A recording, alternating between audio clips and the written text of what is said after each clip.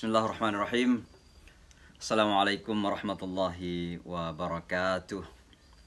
Waalaikumsalam warahmatullahi. Alhamdulillahilladzi bi ni'matihi tatimmus shalihat. Falhamdulillahilladzi hadana li hadza wa ma kunna linahtadiya laula an hadanallah. Asyhadu an la ilaha illallah wahdahu la syarika lah wa asyhadu anna Muhammadan abduhu wa rasuluh. La nabiyya ba'dah sallallahu ta'ala alaihi wa ala alihi wa sahbihi wa kulli man tabi'a hudahu wa istamsaka bi sunnatihi ila yaumiddin wa ba'd. Fa subhanaka la ilma lana illa ma 'allamtana innaka antal alimul hakim. Thumma rabbi shrah li sadri wa yassir li amri wahlul 'uqdatam min lisani yafqahu qawli. Maka teman-teman semua, agama Islam adalah agama yang sangat rasional. Saya pernah satu panggung dengan salah seorang ahli agama yang paling terkenal di dunia. Namanya Karen Armstrong. Mungkin pernah dengar namanya ya. Buku yang paling terkenal yang ditulis oleh Karen Armstrong itu judulnya The History of God, Sejarah Tuhan.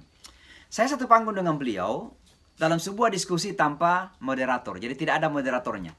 Saya bertanya kepada beliau, beliau bertanya kepada saya.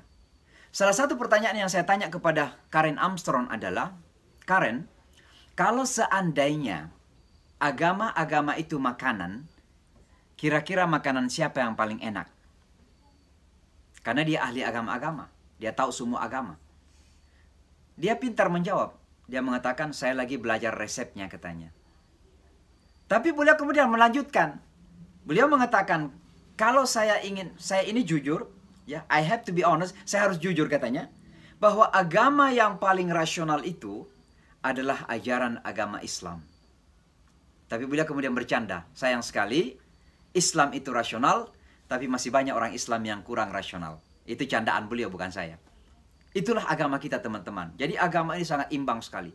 Antara hati dan akal imbang, antara akhirat dunia imbang, antara kehidupan pribadi dan publik imbang. Semuanya ada keseimbangan dalam ajaran agama kita ini. Dan mencakup seluruh aspek kehidupan kita. Itu yang ketiga ya, baru ketiga. Yang keempat, agama kita ini praktikal sifatnya. Jadi bukan sebuah rasa, emosi, bukan angan-angan. Jadi jangan merasa saya beriman yang hebat, tapi enggak nampak karyanya gitu. Orang beriman itu harus ada karya. Makanya Islam itu, Al-Quran itu selalu menggandengkan antara iman dan amal. Illalladzina amanu wa amilus salihat. Amanu amilus salihat. Kalau ada iman, harusnya ada amal soleh. Dan amal soleh itu kita terjemahkan dalam bahasa yang lebih kita kenal, karya-karya yang bermanfaat. Dalam bidang ilmu pengetahuan harus ada karya. Termasuk ketika kita menghadapi pandemi COVID-19 ini. Saya ingin bertanya, apa karya orang Islam untuk mengatasi pandemi COVID-19? Ternyata semua kita menunggu. Menunggu apa Amerika sudah menemukan vaksinnya? Apakah Eropa sudah menemukan vaksinnya? Apakah Cina sudah menemukan vaksinnya? Syukurlah di Indonesia saya dengar ada namanya vaksin Nusantara gitu. Tapi maksud saya adalah, sayang sekali bahwa orang Islam seharusnya berada di garda terdepan untuk memiliki karya untuk menyelesaikan permasalahan yang kita hadapi itu. Jangan menunggu orang lain. Karena iman kita itu menuntut karya, inovasi. Jadi itulah kehebatan agama Islam kita. Agama yang selalu innovation oriented. Amal oriented. Karya oriented. Orientasinya pasti harus ada karya. Termasuk membangun peradaban. Yang kelima sebelum yang terakhir, bahwa agama kita itu konsisten dan tidak pernah outdated. Tidak pernah ketinggalan zaman, tidak pernah ketinggalan oleh keadaan bagaimanapun. Dunia modern sekarang ini bangga dengan konsep-konsep yang disebut dengan human right misalnya. Bangga dengan apa yang disebut dengan kebebasan. Bangga dengan apa yang disebut dengan toleransi. Tapi mohon maaf, saya ingin kasih contoh saja. Saya mungkin tidak setuju dengan penafsiran-penafsiran agama Taliban. Saya kasih contoh saja, Taliban. Mungkin ada penafsiran-penafsiran agama Taliban yang saya tidak setuju. Tapi, saya ingin mengatakan bahwa betapa dunia internasional saat ini sangat tidak jujur dan bahkan mohon maaf kalau saya memakai kata munafik. Kalau yakin dengan demokrasi, kalau yakin dengan kebebasan, kalau yakin dengan hak orang atau HAM, berikan kesempatan kepada mereka untuk mengurus negara mereka. Dan oleh karenanya Bapak dan Ibu sekalian, teman-teman semuanya, yang saya ingin mengatakan adalah disinilah kehebatan Islam. Ada konsistensi. Maka kalau dunia barat berbicara tentang HAM, Islam punya HAM yang sangat asli. Berbicara tentang toleransi misalnya. Ada tuduhan-tuduhan yang mengatakan bahwa Islam ini kurang toleran. Saya ingin teman-teman mahasiswa belajar sejarah ya. Kalau belajar sejarah, tolong pelajari sejarah Islam yang pernah berkuasa di Barat, di Spanyol misalnya, dan Islam yang berkuasa di Timur Tengah. Atau Kristen yang pernah berkuasa di Timur Tengah. Apa bedanya? Kalau Anda jalan-jalan ke Spanyol, misalnya ke Seville, misalnya ke Cordoba, dulu kan dikuasai orang Islam lebih 7 abad. Di sana orang Islam membangun masjid yang megah-megah. Dan diakui oleh dunia Barat. Arsitekturnya indah-indah. Begitu orang Islam dikalahkan, tidak berkuasa lagi, maka masjid-masjid itu mengalami dua kemungkinan. Kalau tidak dijadikan bar, tempat disco atau dansa namanya night club, maka pasti akan dijadikan gereja. Maka di Cordoba itu banyak gereja-gereja yang masih ada kaligrafi di dalamnya. Artinya apa? Kalau non-muslim ini dikalahkan oleh orang lain, maka terpaksa rumah ibadahnya dirubah menjadi rumah ibadah mereka. Tapi begitu orang Islam berkuasa di Timur Tengah yang dulunya adalah Roma, maka gereja-gereja mereka dijaga. Kalau teman-teman ke Palestina saat ini, ke Yerusalem, masih menemukan gereja di sana, ya, masih menemukan gereja yang kuncinya justru dijaga oleh orang-orang Islam. Pertanyaannya, siapa yang toleran? Sementara agama kita dituduh tidak toleran. Jadi, saya cuma ingin mengatakan bahwa agama kita konsisten dan tidak outdated. Nah, yang terakhir sekali sebelum yang paling terakhir adalah bahwa ajaran agama Islam itu mengajarkan optimisme. Ya, jadi jangan pernah pesimis bahwa insya Allah pada akhirnya kita ini akan mendapatkan pertolongan dari Allah Subhanahu wa Ta'ala. Kalau tidak di dunia ini, kita akan mendapatkan kebahagiaan, kita akan mendapatkan kemenangan di akhirat nanti. Yang terakhir sekali, kenapa Islam ini digandrungi? Karena Islam ini adalah agama yang bersifat global. Ya. Makanya Tuhan kita itu kan Tuhan, bukan Tuhannya orang Arab. Bukan Rabbul al-Arab, tapi Rabbul Alamin. Bukan Rabbul Arab, tapi Rabbul Nas. Bukan Malikul Arab, tapi Malikin Nas. Maka karena agama Islam ini adalah milik semuanya, maka semua yang masuk ke dalam agama ini memiliki posisi yang sama. Anda mau hitam, Anda mau putih, Anda mau Cina, Anda mau Eropa, Anda punya kesempatan yang sama dalam agama kita. Sehingga apa yang terjadi di saat dunia ini semakin rasis saat ini, orang-orang putih semakin merasa hebat, namanya white supremacy. Islam tampil sebagai ajaran yang digandrungi karena Islam mengajarkan human equality atau kesetaraan manusia yang sangat genuine, yang sangat murni. Saya kira itu yang bisa saya sampaikan. Jadi intinya adalah mari kita bangga dengan agama ini, karena bagaimanapun juga agama Islam ini tidak akan bisa tertantang lagi. Saya mengatakan ini bukan sekali lagi teori, bukan konsep, tapi kami mengalami di Amerika Serikat. Semakin kita tertantang, semakin kita terhalangi, justru semakin Allah buka peluang-peluang bagi kita untuk menyampaikan agama Islam ini kepada teman-teman di sekitar kita. Dan itulah yang kemudian menjadikan Islam semakin kuat di Amerika. Minimal 20 ribu orang masuk Islam di Amerika Serikat ini. Dan kualitasnya luar biasa. Sudah ada yang jadi wali kota, sudah ada yang jadi anggota Kongres DPR-nya Amerika, sudah ada yang jadi pebisnis, ada yang jadi pejabat-pejabat, dan lain sebagainya. Maka insya Allah cahaya Islam akan terus berkembang, dan Islam akan semakin kuat di bumi Amerika dan di dunia ini. Saya kira demikian, mudah-mudahan manfaatnya. Saya akhiri sampai di sini. Hadanallahu ajma'in. Wassalamualaikum warahmatullahi wabarakatuh. Waalaikumsalam warahmatullahi wabarakatuh. Terima kasih Ustaz Samsi Ali atas pemaparannya sangat luar biasa, memberikan pencerahan dan insight yang lebih luas ya dalam melihat Islam, dan bahwa ternyata di tengah kondisi dunia saat ini yang terlihat modern dan beradab, ternyata menyimpan banyak permasalahan yang tidak terselesaikan atau belum terselesaikan oleh ilmu atau agama manapun. Dan ternyata Islam memberikan solusi yang sangat jitu untuk memberikan kedamaian, yaitu dengan menyediakan konsep tujuan hidup dari mana dan akan kemana setiap manusia itu akan berada gitu kan.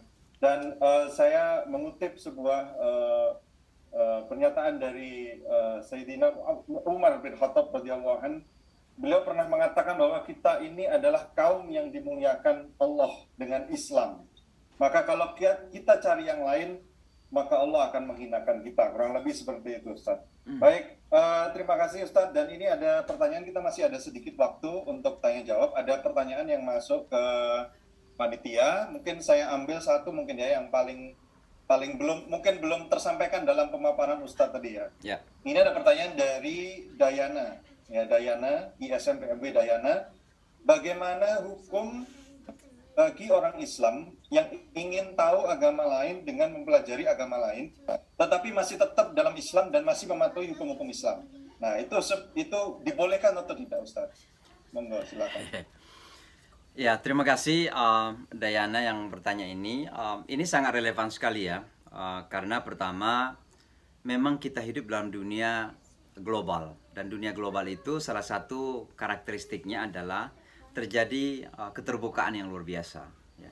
Dengan keterbukaan media, kemajuan informasi, maka hubungan antar manusia ini kemudian semakin terjalin. Ya. Jadi pergaulan kita sekarang ini ya bukan lagi pergaulan hanya terbatas pada antar kita saja, tapi pergaulan dengan semua manusia. Saya mengistilahkan manusia sekarang ini hidup dalam satu atap yang sama, di sebuah rumah kecil yang disebut dunia ini. Dan oleh karenanya pilihan kita terkadang apakah pilihan untuk gontok-gontokan, saling bermusuhan, saling bertumpah darah dan membunuh, atau justru kita bisa bekerja sama di tengah perbedaan-perbedaan yang ada. Bahwa dalam satu rumah itu ada yang suka makan bakso, silakan. Ada yang suka makan rendang, silakan.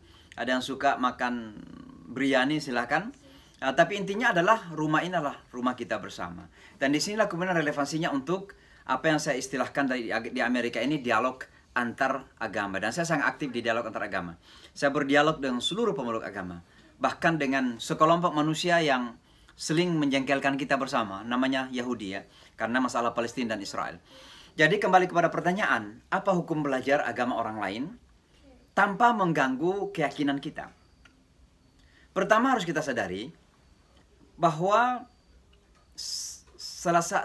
agama Islam atau Al-Quran adalah kitab suci yang paling banyak berbicara tentang agama lain. Khususnya agama Samawi, Kristen, dan Yahudi. Itu sebuah fakta dan realita. Maka sesungguhnya membaca Al-Quran itu pun sudah kita bersentuhan dengan keyakinan orang lain. Ketika Al-Quran berbicara tentang Isa, ketika Al-Quran berbicara tentang Injil, maka sesungguhnya tanpa kita sadari itu kita sudah sedang ya bersentuhan dengan orang lain. Ya. Walaupun ini kan kitab suci kita sendiri, tapi secara substansi ajarannya itu kan diyakini oleh orang lain. Nah, jadi hukumnya adalah sesungguhnya adalah sesuatu yang sangat positif. Saya nggak mau mengatakan halal haram di sini, tapi sangat positif selama memang kita punya basis yang kuat. Kenapa basis ini penting?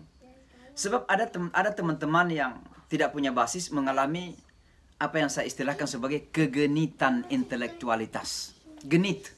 Tahu gak genit itu anak remaja kadang genit itu? Ya. Itu karena merasa dewasa padahal belum dewasa, maka genit. Ya. Ini ada orang juga yang secara intelektual tidak mapan, secara akidah enggak solid, pemahaman Islamnya tidak solid, kemudian terlibat dalam kegiatan-kegiatan seperti dialog antar agama ini. Akhirnya apa yang terjadi? Dia sendiri menjadi samar-samar terhadap keyakinannya. Maka terjadilah pandangan-pandangan liberalisme yang sangat berbahaya itu. Nah itu karena akibat apa? Terjadi kegenitan intelektualitas. Dan ini sangat berbahaya sekali. Makanya pada zaman Nabi, yang ditugasi ketika di Madinah ya, yang ditugasi belajar kitab suci Yahudi itu ada orang tertentu. Ada orang-orang yang memang dianggap ya ahlinya di situ.